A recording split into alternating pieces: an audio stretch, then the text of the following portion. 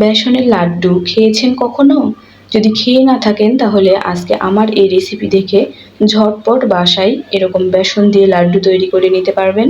আসসালামু আলাইকুম প্রিয় দর্শক, জুথিস কিচেনে আপনাদেরকে স্বাগতম। আমি জুথি চলে এসেছি নতুন আরেকটি রেসিপি নিয়ে। আজকে আপনাদেরকে বেসন দিয়ে লাড্ডু তৈরি করে দেখাবো। এর জন্য একটা বাটিতে 1 কাপ বেসন নিয়ে নিয়েছি আর সামান্য একটু লবণ দিয়ে লবণটাকে বেসনের সাথে ভালোভাবে মিশিয়ে নিলাম।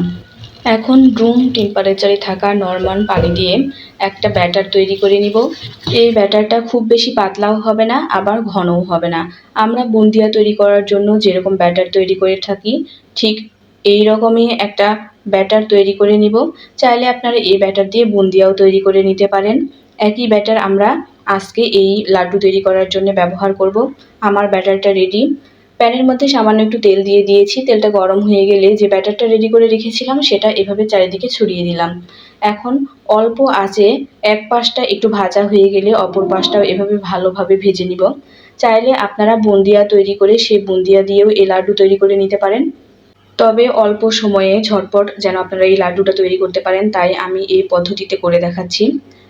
ভাজা হয়ে গেলে এগুলোকে একটু ঠান্ডা করে নিয়েছি। এখন ব্লেন্ডার জারে নিয়ে এগুলোকে হালকা ব্লেন্ড করে নিব।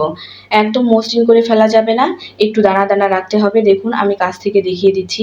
আমি এগুলোকে এভাবে ব্লেন্ড করে নিয়েছি। চেষ্টা করবেন 2 থেকে 3 বারে পালস দিয়ে এগুলোকে ব্লেন্ড করে নেওয়ার। ব্লেন্ড করা হয়ে গেছে। এখন একটা প্যানের মধ্যে দিয়ে দিচ্ছি 1 কাপ পানি আর 1 কাপ চিনি। এখন এই পানিটাকে চিনির সাথে ভালোভাবে গলে যাওয়া পর্যন্ত অপেক্ষা করব। চিনিটা গলে গেলে এই পর্যায়ে ব্লেন্ড করে রাখা মিশ্রণগুলোর মধ্যে দিয়ে দিয়েছি। একটু নেড়েচেড়ে এর মধ্যে দিয়ে দিচ্ছি সামান্য একটু বাদামের কুচি। চাইলে আপনারা এখানে যে কোনো ধরনের বাদাম ব্যবহার করতে পারেন। 2 থেকে 3 মিনিট একটু নেড়ে ভালোভাবে মিশিয়ে নেওয়ার পরে 2 টেবিল চামচ ঘি দিয়ে দিলাম। লাড্ডুর মধ্যে ঘিয়ের ফ্লেভারটা খুবই ভালো লাগে। এখন কিছুক্ষণ মিশিয়ে নিয়ে যখন এগুলো আঠা আঠা হয়ে আসবে এবং এগুলো দিয়ে লাড্ডুর মতো এরকম গোল শেপ দেওয়া যাবে তখনই বুঝবেন যে এটা একদম পারফেক্টলি রেডি। হাতে সামান্য একটু ঘি লাগিয়ে নিয়েছি। এখন গরম থাকা অবস্থায় এই লাড্ডুগুলোকে আমি গোল গোল শেপ দিয়ে নিচ্ছি। রেসিপিটি ভালো লাগলে অবশ্যই আমার মতো এরকম ঝটপট বাসায় বেসন দিয়ে বুন্দিয়া তৈরি করে নিতে পারেন। রেসিপিটি ভালো লাগলে অবশ্যই বাসায় ট্রাই করবেন এবং ভিডিওটি ভালো লাগলে অবশ্যই আমার ভিডিওতে একটা লাইক দিবেন। সবাই ভালো থাকবেন, সুস্থ থাকবেন। ধন্যবাদ। আল্লাহ হাফেজ।